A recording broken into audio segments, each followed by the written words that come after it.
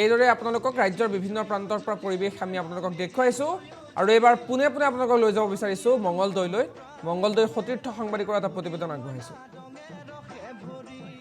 ভোগালীক আদৰাৰ বাবে ৰাজ্যৰ বিভিন্ন প্ৰান্তৰ লগতে মঙ্গলদৈতো চলিছে ব্যাপক আয়োজন আৰু এই মুহূৰ্তত মই উপস্থিত আছোঁ মঙ্গলদৈৰ বলোপাৰা অঞ্চলত আৰু মোৰ সহযোগীক প্ৰথমে দৃশ্য দেখুৱাবলৈ অনুৰোধ কৰিছোঁ। এয়া হৈছে বলোপাৰা গাঁওবাসীয়ে পৰম্পৰাগতভাৱে নিৰ্মাণ কৰা ভেলাঘৰ আৰু সমান্তৰালভাৱে যিহেতু আজি কিছু বছৰৰ পৰা অসমত এটা পৰম্পৰা বুলি ক'ব লাগিব বা প্ৰতিযোগিতামূলক এক পৰম্পৰা চলিছে, যি পৰম্পৰাগত ভেলাঘৰ বা মেজিৰ সমান্তৰালভাৱে ভেলাঘৰ বা মেজিৰ কাষতেই একোটা কিছু বস্তু কিছু কীৰ্তিচিহ্নই হওক বা তেনেকুৱা ধৰণৰ বস্তু নিৰ্মাণ কৰি আকৰ্ষণৰ এক কেন্দ্ৰ হোৱাৰ এক চেষ্টা চলায় যিসকল গাঁওবাসীয়ে। আৰু ঠিক তেনেদৰে এইবাৰো যি বলোপাৰাবাসী পিছ পৰি থকা নাই, এটা প্ৰায় 30 ফুট উচ্চতাৰ এক গীটাৰ নিৰ্মাণ কৰিছে। উদ্দেশ্য এটাই, এয়া প্ৰকৃতি অৰ্থত জুবিন গাৰ্গক শ্ৰদ্ধাঞ্জলি জনাইছে, যিহেতু এটা সংগীতৰ ভগৱান বুলি কোৱা হয় জুবিন গাৰ্গক। আৰু জুবিন গাৰ্গৰ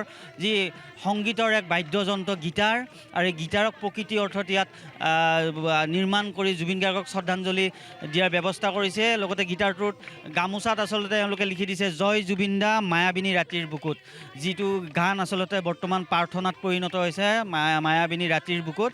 আৰু সমান্তৰালভাৱে বিগত এমাহ ধৰি এই লোকসকলে ইয়াতে যি ভেলাঘৰৰ লগতে এই গীটাৰখন নিৰ্মাণ কৰি তুলিছে আৰু নিতৌ ইয়াতে আচলতে জুবিন গাৰ্গক শ্ৰদ্ধাঞ্জলি দিয়াৰ এক ব্যৱস্থা গ্ৰহণ কৰিছে। মোৰ সহযোগীয়ে দেখুৱাইছে যি গাঁৱৰ যি মহিলাসকলেও ল'ৰাসকল যি চেমনীয়াসকলক বা গাঁৱৰ যুৱকসকলক সহায় সহযোগিতা কৰি থকা দেখা গৈছে আৰু লগতে তেওঁলোকে এফাকি বিহু নামো জোৰা দেখা গৈছে।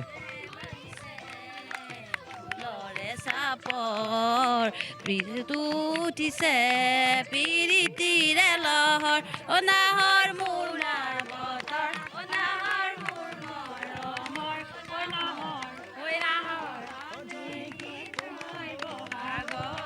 গাঁওবাসী আছে, আমি কথা পাতিম, গাঁওবাসীৰ লগত কথা পাতিম, যিসকল যুৱক আচলতে বিগত সময়ত বিগত এমাহ ধৰি এই ভেলাঘৰ বা এই যি সুউচ্চ গীটাৰখন নিৰ্মাণ কৰিছে। কি ক'ব আপোনালোকৰ গাঁৱত দেখিছোঁ যে ভোগালীক আদৰাৰ ব্যাপক আয়োজন চলিছে। পোনপ্ৰথমে নিজ অসমক ধন্যবাদ জ্ঞাপন কৰিছোঁ। আমাৰ জুবিন ক্ষেত্ৰক লৈ আমাৰ হিয়াৰ আমঠু আমাৰ মাজত নাই, যি হ'ল ঢুকাই গ'ল। তেওঁ অমৰ শান্তিক লৈ জীয়াই থাকক যিহেতু, সেইকাৰণে আমি তাৰ স্মৃতিত আমি গীটাৰ এখন সজাইছোঁ, যাতে আমাৰ সি সদায় জীয়াই থাকে ভৱিষ্যত আৰু নতুন প্ৰজন্মই শিকক বা আমাৰ জুবিনদাক জীয়াই ৰখাৰ কাৰণে আমাৰ অসমীয়াৰ যিটো জুবিনদা অসমক লৈ ভোগালী বিহুক লৈ আমি এইখিনি সেনেকুৱা কৰিছোঁ। আৰু আমাৰ এইখিনি কৰোঁতে প্ৰায় বহুত দিন এমাহে লাগি গৈছে। ভেলাঘৰটো বনাইছে ওচৰত? হয় হয়, ভেলাঘৰ আমাৰ দাদাহঁত বা আমি লগে ভাগে আমাৰ সৰু ভাইটিহঁতে মিলিজুলি বনাইছোঁ চবে একেলগে। হয়, উৰুকাৰ দিনা আমি হাঁহ আৰু আমাৰ লোকেল যিটো হাঁহে মাহে এসাঁজ খাওঁ বুলি আমাৰ অসমীয়া ভাষাত আছে, সেই সাজেৰে আমি মানে আমি যিখিনি কৰ্মকৰ্তা সেনেকৈ মিলাই খাম আৰু বুলি ভাবিছোঁ আমি, যিহেতু পাৰোঁ। যি গীটাৰটো বনাইছে আপোনালোকে কি ক'ব, জ্বলাই দিব নে ৰাখিব? নাই, আমাৰ জুবিনদাৰ স্মৃতিত আমি সেইটো সদায় জীয়াই ৰাখিম। আমি সেইটো কোনো কাৰণত আমি জ্বলাই নিদিওঁ, তাক আমি বঢ়িয়াকৈ ভালকৈ আমি তাক থৈ দিম। হয়, ৰাখি থ'ম। আচলতে যিসকল স্থানীয় যুৱকসকলে জনাইছে যি জুবিন গাৰ্গৰ স্মৃতিত আচলতে যি গীটাৰখন নিৰ্মাণ কৰিছে, এই গীটাৰখন তেওঁলোকে জ্বলাই নিদিয়ে। ভেলাঘৰটো জ্বলাব যদিও গীটাৰখনক সংৰক্ষণ কৰি ৰাখিব যিমান দিনলৈকে সম্ভৱ হয়। এয়া দেখিছে সুন্দৰ পৰিৱেশ, যিসকল মহিলা আছে গাঁৱৰ মহিলাসকলে এইদৰে বিহু নাম জুৰি দেখা গৈছে। আমাৰ মহিলাসকলৰ লগত কথা পাতিম। বাইদেউ, বিহুৰ আয়োজন চলিছে? বিহুৰ আয়োজন চলিছে আমাৰ।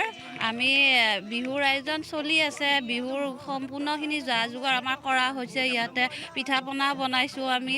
তাৰ ভিতৰতো যদিও পিঠা পনা বনাইছোঁ, আমাৰ মনত এটা দুখ আছে।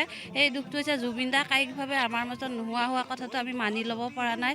আৰু দেখা পাই আছোঁ টিভিয়ে দেখা পাইছোঁ জুবিনদা এতিয়া বৰ্তমানলৈ ন্যায় পোৱা নাই। আমি ন্যায় পোৱাটো বিচাৰোঁ। আমি যদিও ভোগালী উপভোগ কৰিছোঁ, তথাপিতো আমাৰ মাজত জুবিনদাৰ কাৰণে আমাৰ দুখটো থাকি গৈছে। যাতে সোনকালে চৰকাৰে এই ব্যৱস্থাটো কৰে, ন্যায়টো আমাক লাগে। সেয়াই আৰু তেওঁৰ নামত আমি গীটাৰখন বনাইছোঁ স্মৃতিটো যাতে যুগমীয়া হৈ থাকে নতুন প্ৰজন্মই যাতে শিকে সেইবাবে আমি গীটাৰখন বনোৱা হৈছে গীটাৰখন আমি বনাইছোঁ কিন্তু আমি জ্বলাই নিদিওঁ গীটাৰখন চিৰ যুগমীয়া কৰি ৰাখিম যিমান দিনলৈ পাৰোঁ জুবিনদাৰ স্মৃতি যুগমীয়া কৰি ৰাখিম সাঁচি ৰাখিম সেইবাবে গীটাৰখন আমি বনোৱা হৈছে আৰু দেখিছোঁ যে আপোনালোকে সদায় ইয়াতে শ্ৰদ্ধাঞ্জলিও দিয়ে শ্ৰদ্ধাঞ্জলি জ্বলাই আছোঁ আমি প্ৰতিদিনে জুবিনদাৰ নামত জুবিনদাক স্মৰণ কৰি কৰি আমি বাৰু শ্ৰদ্ধাঞ্জলি জ্বলাই আছোঁ এতিয়া যিহেতু আজিৰ দিনটোৱে বাকী আছে বাকী আছে উৰুকাৰ কাৰণে আমাৰ আয়োজন হৈ গৈছে ইতিমধ্যে আমাৰ পিঠা চুঙা আকৌ নাৰিকলৰ পিঠা তিল পিঠা ঘিলা পিঠা সান্দহ আৰু দৈ চিৰা সকলো আমাৰ ৰেডি হৈ গৈছে বাৰুতে উৰুকাৰ দিনা আমাৰ ভোজ ভাত চলিব ইয়াতে গোটেই বলুপৰাবাসী ৰাইজৰ কাৰণে আমি এসাঁজ খাওঁ একেলগে মিলিজুলি কেনে এসাঁজ আমি হাঁহ থাকে ইয়াতে ছাগলী থাকে লোকেল মুৰ্গী সকলো ধৰণৰ মাছ মাংস এনেকৈ সকলো ৰেডি কৰি আমি সকলো ৰাইজে মিলিজুলি বলুপৰা গাঁৱৰ বাসীয়ে এসাঁজ খাওঁ ৰাতি আচলতে উৰুকাৰ নিশা হাঁহে মাহে আচলতে ইয়াতে বলুপৰাবাসী ৰাইজে একগোট হৈ যি উৰুকাৰ নিশাৰ ভোজ ভাত খাব আৰু সমান্তৰালভাৱে এটা কথা ক'ব লাগিব যি পৰম্পৰা ৰক্ষাৰ লগতে যিসকল যুৱক আচলতে এক প্ৰতিভা বিকাশৰ স্থলী বুলি ক'ব লাগিব মাঘ বিহু যি স্থানীয় যুৱকসকল আছে যুৱকসকলে এইদৰে জুবিন গাৰ্গৰ স্মৃতি চিৰযুগমীয়া কৰাৰ বাবে যি প্ৰায় 30 ফুট উচ্চতাৰ এই গীটাৰ নিৰ্মাণ কৰিছে আৰু নিতৌ বিগত এমাহ ধৰি যি ভেলাঘৰ নিৰ্মাণ কৰাৰ সময়ৰ পৰা আৰম্ভ কৰি ইয়াতে নিতৌ জুবিন গাৰ্গক আচলতে শ্ৰদ্ধাঞ্জলি নিবেদন কৰাৰ ব্যৱস্থা গ্ৰহণ কৰিছে আমি গৌতমক ধন্যবাদ জ্ঞাপন কৰিছোঁ আৰু এইদৰে মাঘ বিহুৰ উৰুকাৰ বাবে প্ৰতিগৰাকী স্বাভিমানী অসমীয়াই এতিয়া প্ৰস্তুতি সম্পূৰ্ণ কৰি তুলিছে কাইলৈ উৰুকাৰ নিশা লগে ভাগে এসাঁজ খাবলৈ এতিয়া সাজু হৈছে ৰাজ্যবাসী